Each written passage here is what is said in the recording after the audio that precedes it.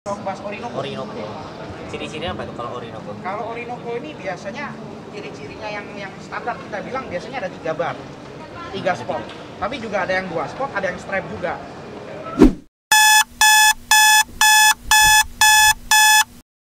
Nah, kita lanjut ke bawah ini ada ikan apa ya, Mas? Monster ini ya. Kita ada spotted lungfish juga, sebetulnya sama kayak di atas, cuman ini ukurannya yang lebih jumbo, lebih gede. Lebih gede ya? Lebih gede, ini ukuran kurang lebih 80 cm ya. Nih, tangannya segini loh. Iya. Ini Berapa jumbo tadi? banget. 80 cm. 80 cm. 80 cm kurang lebih. Ini harganya di kisaran 5 jutaan. 5 jutaan ya? Iya, kalau lungfish ini enak ya, perawatannya nggak terlalu sukar. Dia itu sebetulnya tidak seperti yang lain. Kalau kita lihat yang lain kan, pakai filter-filter, pakai kapas gitu ya. Kalau lungfish sebetulnya tanpa filter sih bisa. Ada punya teman dia kasih di bak fiber, atasnya dikasih bunga teratai. Udah dikasih makan aja rutin, nggak ada masalah. Nah, makannya baru makan gitu. Kalau makan ini sih kecenderungannya dia lebih kemilih ke makanan yang mati ya sebetulnya. Kayak kalau udah gede gini lebih suka yang mati dia. Udang ditaruh di depan mulutnya, pelet, serangga-serangga seperti ulat Hongkong itu bisa. Oh, pelet mau juga ya? Pelet mau juga. Itu apa? Tingkat pertumbuhannya cepat nggak? Oh, pertumbuhannya cepat kok. Dari 20 cm sampai ke 60 cm yang di atas ini kurang lebih memakan waktu setengah tahun ya, 6 bulanan. Setengah tahun ya? Setengah tahun. Tapi itu pun Lumayan. kalau makannya kita agak push ya. Intensif. Intensif, betul. Tapi untuk pemula disaranin nggak? Kalau untuk pemula sangat disaranin sih, karena ikan ini pergerakannya juga nggak terlalu agresif, asal jangan dipegang di mulutnya ya. Jadi ikan ini sebetulnya bisa dihandle. Ini kita coba lihat. Wah, coba nih.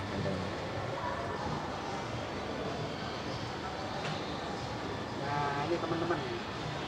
Nggak takut digigit tuh? Selama kita nggak pegang mulutnya nggak masalah. Jumbo banget ya.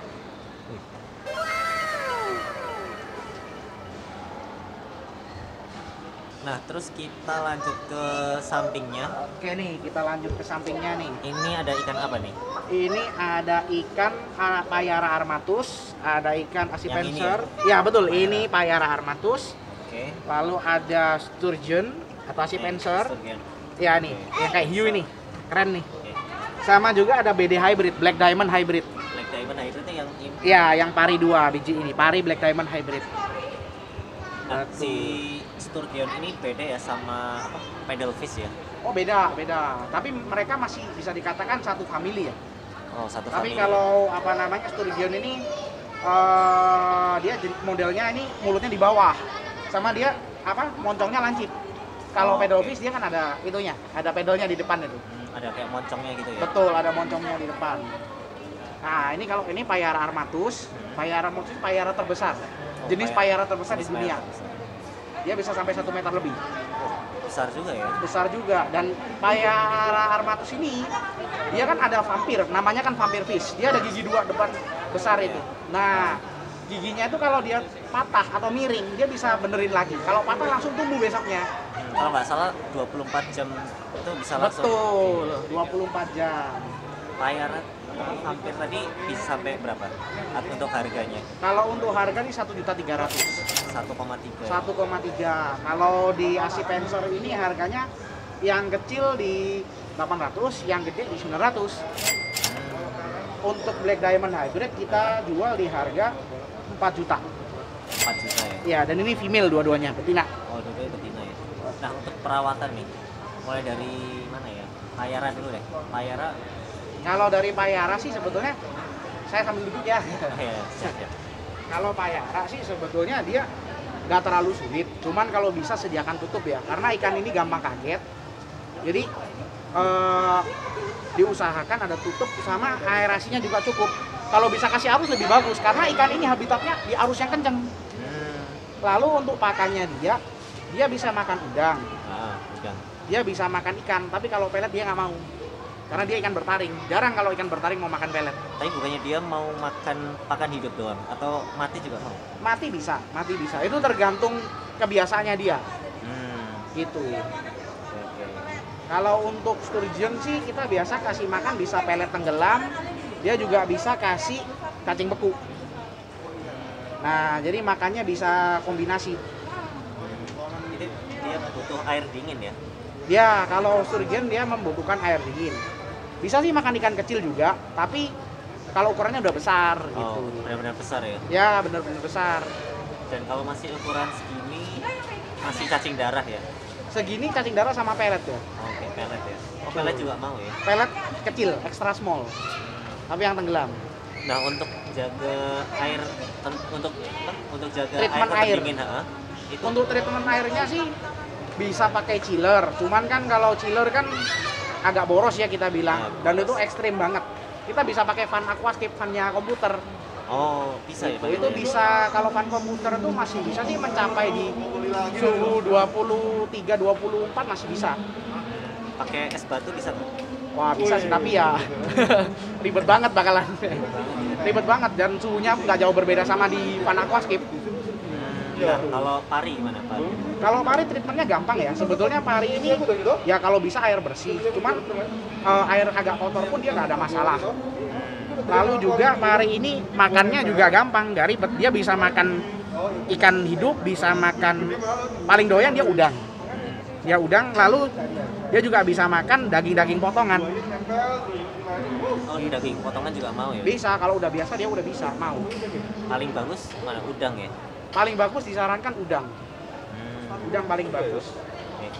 Nah, kalau untuk tank mate-nya masing-masing aman ya? Maksudnya bisa digabung semua ya?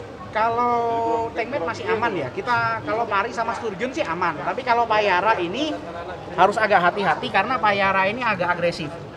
Dia karakternya agak agresif, agak teritori juga. Dia gampang kaget. Jadi Dia gampang kaget ya? gampang kaget. Jadi kalau misalnya kalau dia udah gede, dia udah berani, dia kaget, dia bisa serang. Oh, Itu sangat tidak disarankan untuk mentankmate ikan lain yang lebih kecil daripada payara ini sendiri. bahaya berarti ya? Bahaya karena dia giginya ekstrim sekali, dan dia punya daya serang yang juga lumayan. Dia bisa nyerang bagian organ dalam karena giginya panjang. Oh iya, benar-benar. Ya. Yang kayak tadi, kayak vampir ya? Betul. Dan ini dia itu perlu apa, pakai wave maker kan? Kalau wave maker ya, Wave maker kayak kalau membuat bisa arus. sih bagus ya, seperti ini bagus ya, dikasih wave maker bagus. Jadi kelihatan kinclong, bening gitu. Kalau wave maker itu bagus buat suplai oksigen dalam air, juga buat suplai arus. Dia Oh. sirkulasinya bagus, Ini ya, apa, perputarannya. perputarannya bagus. Tiga ikan ini. Kalau untuk pemula Asipenser sangat tidak disarankan karena bukan ikan untuk pemula, dia ikan yang butuh treatment khusus. Nah, kalau dari 3 ikan itu yang buat pemula yang disarankan yang mana? Kalau untuk pemula yang sangat disarankan sih ikan pari sama ikan payara. Karena kalau Asipenser ini agak susah ya perawatannya. Dia membutuhkan fan, suhu yang dingin. Lalu juga perhatian khusus itu kita sering pantau aja. Gitu. Kalau payara sih cuman ribetnya cuman di komtengnya dia sama dikasih tutup supaya dia nggak lompat. Oh, dia ini ya, pelompat handal nggak sih? Dia bahaya, suka lompat gitu. Kalau kaget, kena getaran, kita jalan kan ada tekanannya tuh, dia getar. Iya. Kadang-kadang dia kaget. Lalu ada misalnya kita tutup pintu kenceng, dia kaget juga gitu. Ada bayangan lewat apa, dia kaget. Apalagi ukurannya ketika masih kecil. Rentan ya berarti ya, kayak Kalau payara ini dia rentan di kagetnya itu aja, nanti takutnya lompat, stres. Biasanya ikan-ikan jenis yang bergigi seperti payara, goliat, yang giginya kelihatan gini tuh, dia suka nabrak-nabrak kaca, sehingga akhirnya mulutnya rabi, mulutnya itu merah-merah gitu. oh iya, sering tuh biasanya. Itu gara-gara kebiasaan. Itu karena dia nggak tahan, dia stres gitu. Tapi kalau dia sudah settle, dia udah biasa. Stres itu bisa dirasakan sama ikannya mungkin selama 2 minggu sampai 1 bulan. Itu pun juga dengan kondisi tanknya ukurannya besar atau kecil ya. Tergantung tanknya ya. Tergantung tanknya, faktor stres macam-macam, bisa air, bisa pencahayaan. Tapi kalau ketika dia udah settle kayak gini nih, nah kita ketok-ketok, dia enggak seberapa respon karena dia sudah settle, dia merasa nyaman, dia merasa aman di akuarium ini. Nggak terlalu pengaruh ya berarti ya. Iya, betul. Cuman kesalahan pemula, ya namanya ikan, ya kita harus kasih tutup supaya aman. Iya, benar. Apalagi yang kayak pelompat handal arwana, Ya, terus cana dan lain-lain ya. dan lain-lain. Ikan-ikan seperti itu ya beresiko sekali ya, apalagi cana itu paling beresiko. Gitu. Ini lalu untuk pemula yang sangat disarankan sih pari. Pari ya, kenapa tuh?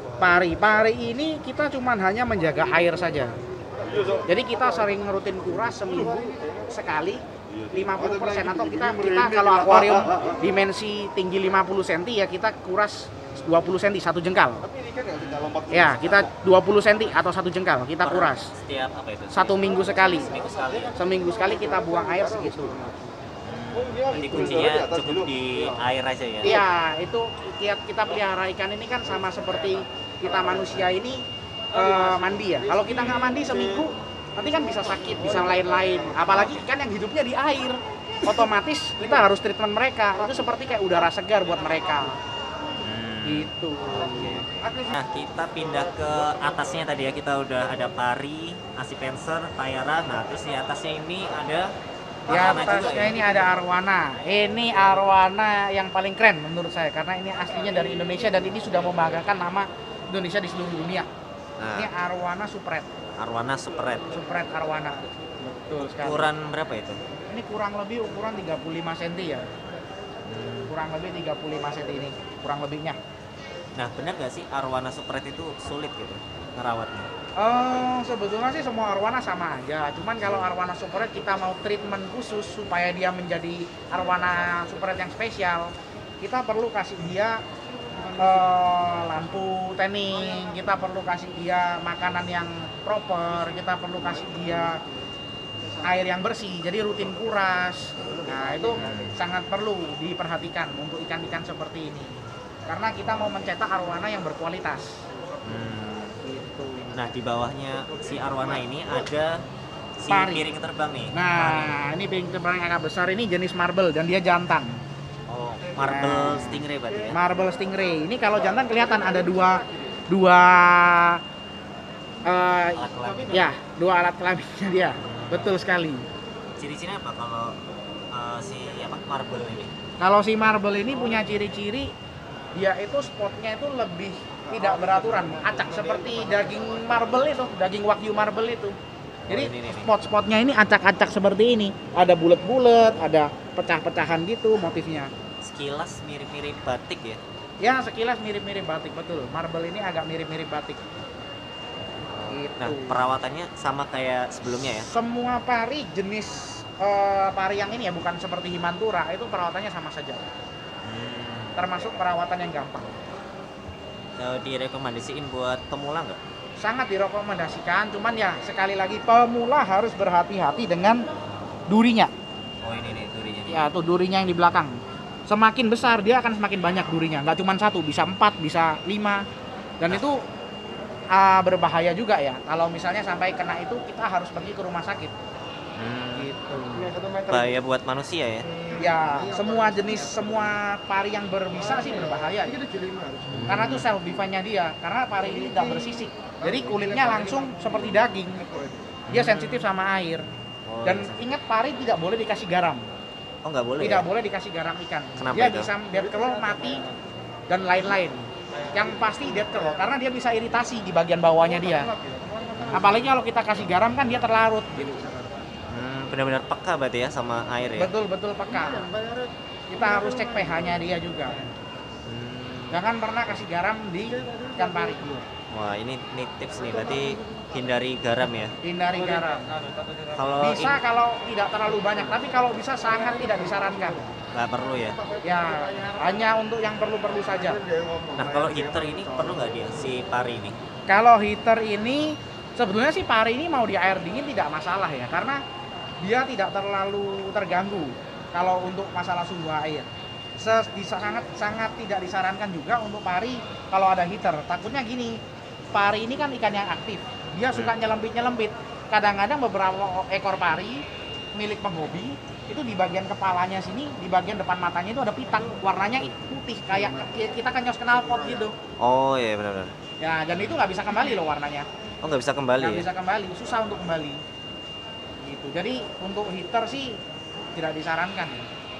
Karena ini ada arwana juga. Oh iya, karena ada arwana ya? Iya. Kalau substrat itu perlu nggak pari? Kalau substrat sih sebetulnya kalau di habitat alaminya dia ada substrat ya. Cuman kalau substrat itu kan kalau di habitat alaminya airnya berputar dari alam. Sedangkan kalau di kita harus menjaga kualitas airnya itu sendiri. Dan bakterinya juga kita harus bisa atur gitu. Kalau nggak gitu nanti dia bisa kena penyakit macam-macam seperti diphtheria dan lain-lain. Karena pari itu tidak punya sisi sekali lagi ya, dia sensitif sekali. Oh iya, benar-benar. Gitu. Oke, kita lanjut terakhir ini. Oke, yang terakhir ini kita bawa kabinet kecil untuk display ya, kita bisa buat untuk mini-mini predator. Jadi predator itu tidak harus selalu yang jumbo, tapi predator kecil pun ada. Salah satunya ini ada black wolfish atau curupira. Nah, curupira betul. Ya, kalau curupira ini perawatannya mudah, tapi tidak disarankan untuk dihandle tangan ya, karena karakter wolfish ini agresif sekali. Dan giginya wolfish ini rahangnya rahang yang kuat sekali.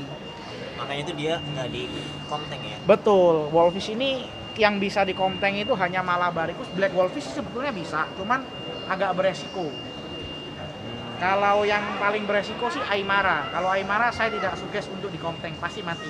Pasti mati ya. Tapi tahan banting nggak si wolfish? Kalau wolfish ini tahan banting, ikannya cukup kuat, jadi tidak ada masalah sih kalau untuk minim filtrasi dan minim perawatan juga. Dan dia ikan yang cukup kuat puasa ya. Ikan ini termasuk tergolong ikan yang sangat mudah. Biasanya kasih makan apa? Ikan. Kalau kasih makan bisa ikan hidup, bisa udang, bisa potongan ikan, bisa potongan daging. Ikan ini makan semua kecuali pelet. Kalau dikasih pelet takutnya giginya tumpul. Nah, itu dia guys, tadi kita udah review ikan-ikan predator yang ada di sini ya. Nah, kalau boleh tahu Instagramnya apa? Instagram kita ada di Predator Go, lalu sama ada di Yum Aquatic. Oh, ini satu booth untuk Ya, dua ya? satu kita kolaborasi. Jadi kalau misalkan mau beli-beli, kontak di situ ya? Kontak di DM. situ aja di Predator Go sama di Yum Aquatic. Ada kok Instagramnya. Oke, siap-siap. Sip. Makasih ya, Mas Heri. Oke, dadah.